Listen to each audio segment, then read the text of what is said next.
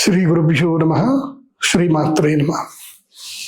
ఈ రాశి ఫలాలు ఎప్పటి వరకు అంటే దసరా వరకు ఈ రాశి ఫలాలు వ్యాలిడ్. ఇప్పుడు చెప్పేటువంటి రాశి ఫలాలు అప్ టు దసరా వరకు, అక్టోబర్ వరకు, అంటే ఆగస్టు సెప్టెంబర్ ఈ 2 monthsకి అయితే ఈ యొక్క రాశి ఫలాలు వ్యాలిడ్ ఉంటాయి. కాబట్టి చెప్పేది జాగ్రత్తగా వినండి. ఎందుకోసమంటే గురుగ్రహం మళ్ళీ అక్టోబర్లో మారుతాడు, నవంబర్లో మారుతాడు. గురుగ్రహం మారేంత వరకు ఈ రాశి ఫలాలు వర్తిస్తాయి. ఎవరెవరికో చెప్తాను వినండి. ఇక కన్యా రాశి గురించి తెలుసుకుందాం.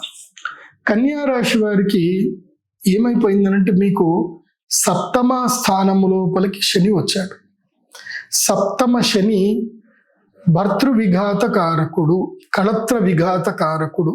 అంటే కళత్ర నష్టం చేస్తాడు. అంటే భార్య లేదా భర్త ఇద్దరు దూరం అయిపోవడం జరిగే అవకాశం ఉంటుంది. Most of the negative effect ఉంటుంది. దూర ప్రయాణాలు అసలు చేయకూడదు. ఉన్నంతలోనే ప్రయాణం చేయండి. అండ్ జల ప్రదేశాలకి, నీళ్లు ఉన్న ప్రదేశాలకు వెళ్ళకూడదు. కన్యా రాశి వారు వాళ్ళకి అరిష్టము జరిగే అవకాశం ఉంటుంది. అయితే ధనలాభం కూడా అద్భుతంగా జరిగేటువంటి అవకాశం ఉంటుంది. మంచి డీల్స్ కుదురుతాయి. ఫినాన్షియల్ డీల్స్ అయితే బాగా కుదురుతాయి.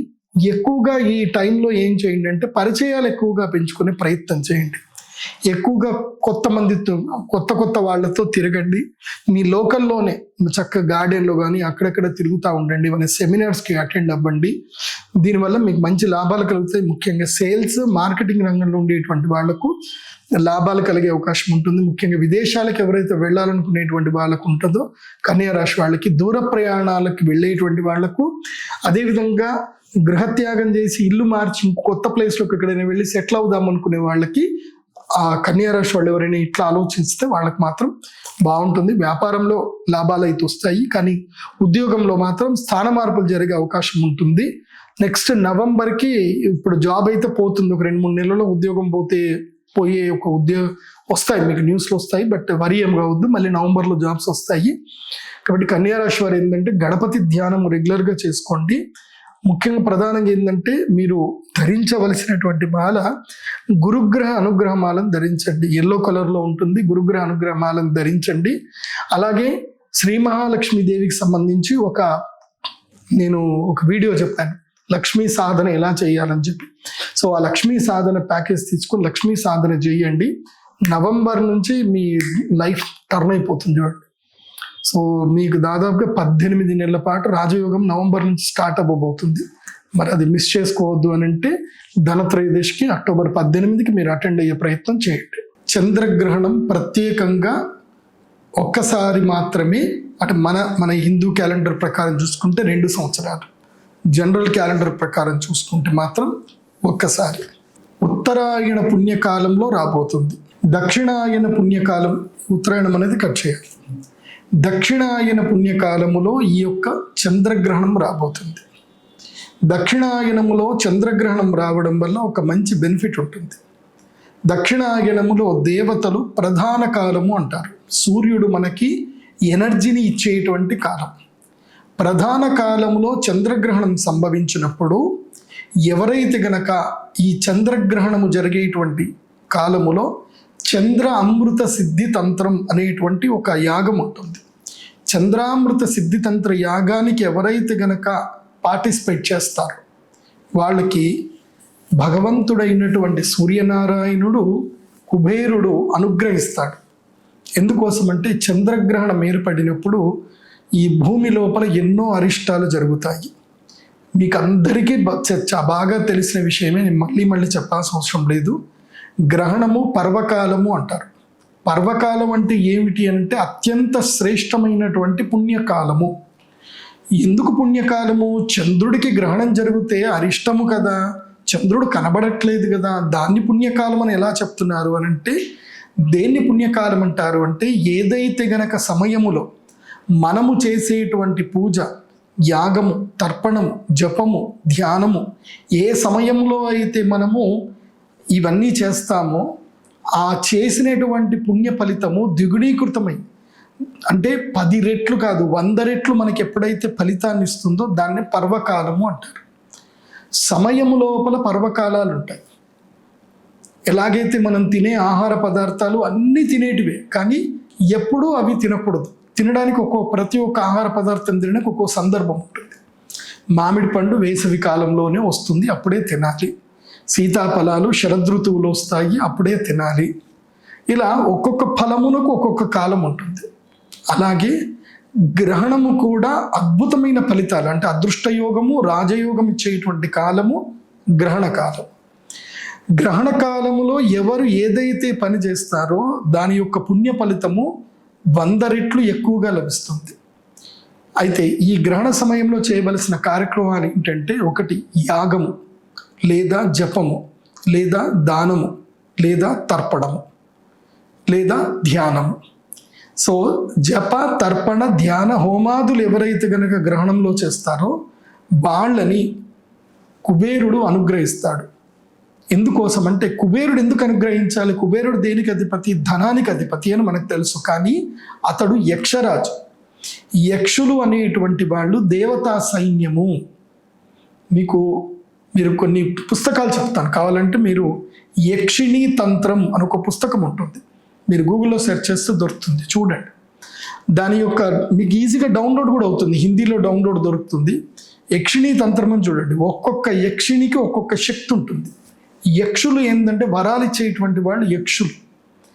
ఆ యక్షులు చాలా అద్భుతమైన శక్తి సంపన్నులు అవుతారు. విద్యా యక్షిణి ఉంటుంది, ధైర్య యక్షిణి ఉంటుంది, ధన యక్షిణి ఉంటుంది, జ్ఞాన యక్షిణి ఉంటుంది, సూక్ష్మదర్శిని యక్షిణి ఉంటుంది, తర్వాత నిధి దర్శన యక్షిణి ఉంటుంది. ఇలా చాలా యక్షిణులు ఉంటాయి. పెద్ద సైన్యం అది. ఎవరికి? కుబేరుడికి చాలా పెద్ద సైన్యం, యక్ష సైన్యం అంటారు. అందులో యక్షులు యక్షిణులు. అందుకే మనం పాత సినిమాలో కనుక చూస్తే ఒక డైలాగ్ ఉంటుంది, యక్ష గంధర్వ కిన్నర కింపురుషాదులకు అని అంటారు. అంటే దేవతల్లో కేటగిరీస్ ఉంటాయి. దేవతల్లో ఏంటంటే సైనికులు, ఎవరైతే వరాలు ఇచ్చేటువంటి వాళ్ళు, శక్తి సంపన్నులు, సైన్యములో ఉండేటువంటి వాళ్ళు యక్షులు. తర్వాత దేవతలకి ఎంటర్టైన్మెంట్ చేసేటువంటి వాళ్ళు కిన్నరుడు, అంటే మృదంగము, సంగీతము, వాద్యము ఇదంతా చేసేటువంటి వాళ్ళు కిన్నరుడు. తర్వాత గంధర్వులు. ఈ గంధర్వులు ఏంటంటే ఎప్పుడు కూడా కళా వినోదంలో ఉండేటువంటి వాళ్ళు గంధర్వులు. వీళ్ళు దేవతలని ఎప్పుడు కూడా వాళ్ళకి సేవ చేస్తూ ఉంటారు, దేవతలకి కావలసినవన్నీ కూడా చేస్తూ ఉంటారు. వీళ్ళు దేవతల యొక్క పర్సనల్ స్టాఫ్ అని కూడా చెప్పవచ్చు. తర్వాత కింపురుషులు. ఈ కింపురుషులు ఏంటంటే పూర్తిగా ఏదైతే దేవతల యొక్క అడ్మినిస్ట్రేటర్లో ఏదైతే ఉంటుందో అడ్మినిస్ట్రేటర్ వర్క్, అంటే మనకి గవర్నమెంట్ ఎంప్లాయీస్ ఎట్లానో అట్లా దేవతల్లో గవర్నమెంట్ ఎంప్లాయీస్ లాగా. గంధర్వులు ఎవరు అని అంటే దేవతల లోపల ప్రధానమైనటువంటి ఎవరైతే కనుక అడ్మినిస్ట్రేటర్లో ఉండేటువంటి, లైక్ ఐఏఎస్ ఐపీఎస్ కేటగిరీ మనం అనుకుంటాం కదా, అలాంటి కేటగిరీ. తర్వాత అందులోపలనే మళ్ళీ ఎంటర్టైన్మెంట్ ఫీల్డ్ వస్తుంది, ఇంకా అన్నీ వస్తాయి. అందులోపల యక్షులు చాలా కీలకం. యక్షులు ఎవరు అని అంటే గనక వాళ్ళకి పూర్తి తెలివితేటలు ఉన్నటువంటి వాళ్ళు. విమాన యక్షిణి ఉంటుంది, సౌభాగ్య యక్షిణి ఉంటుంది, వాళ్ళకి ఎన్నో కేటగిరీస్ ఉంటాయి. అలాంటి యక్షులు ఎవరు అంటే సైన్యము అని. ఇప్పుడు మన దేశంలో కూడా సైన్యం కావాలి, భూమి మీద పోరాడే వాళ్ళు కావాలి, అలాగే ఆకాశంలో పోరాడే వాళ్ళు కావాలి, అలాగే సముద్రంలో నీళ్లలో పోరాడే వాళ్ళు కావాలి. కానీ దేవతలకి ఎలాంటి పోరాడే వాళ్ళు ఉంటారు అంటే పంచభూతాలను కూడా తమ ఆధీనం చేసుకునేటువంటి యక్షులు ఉంటారు. అలాంటి అద్భుతమైన యక్ష సైన్యము కుబేరుడిది యక్ష సైన్యం. అయితే మనకి తెలియదు, కానీ మనము చూస్తున్న ప్రపంచం వేరు, మనము చూడనటువంటి 12D డైమెన్షన్ వరల్డ్ ఉంటుంది. 12 డైమెన్షన్లతో వరల్డ్ ఉంటుంది, అది మన కంటికి కనబడదు. కానీ ఈ వరల్డ్లో 12D డైమెన్షన్లో ఎక్కడో ఒక చోట ప్రపంచం ఒకటి నడుస్తూనే ఉంటుంది.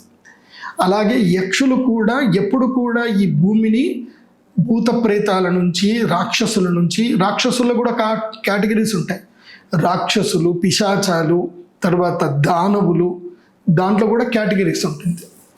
సో ఆ కేటగిరీస్ నుంచి కాపాడడానికి యక్షులు ఎప్పుడు కూడా సంచారం చేస్తూనే ఉంటారు. అలా సంచారం చేసే యక్షులకి ఒక బ్రేక్ టైం అవుతుంది, అంటే వాళ్ళ శక్తి మొత్తం క్షీణమైపోతారు, వాళ్ళు ఏం చేయలేకపోతారు. ఆ సమయం ఏంటో తెలుసా? గ్రహణం. అందుకే మీరు పాత గ్రంథాలు ఏవి చూసినా గ్రహణం చాలా కీలకం.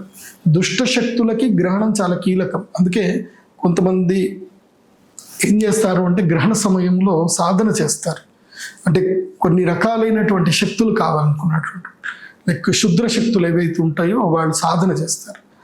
ఆ శుద్ర శక్తుల సాధన ఉంటుంది, అలాగే సాత్విక శక్తి సాధన కూడా ఉంటుంది. సాత్విక శక్తి సాధన అవ్వాలి అని అంటే ఏమిటంటే మనము ఈ యొక్క నేను చేసేటువంటి తంత్రం, నాకు తెలిసి అవి కూడా ఉంటాయి, శుద్ర క్రియలు కూడా చేసేటువంటి ఉంది. సో కొంతమంది రురు భైరవ తంత్రం అని. సర్వే జనా సుఖినో భవంతు. శ్రీమాత్రే నమః.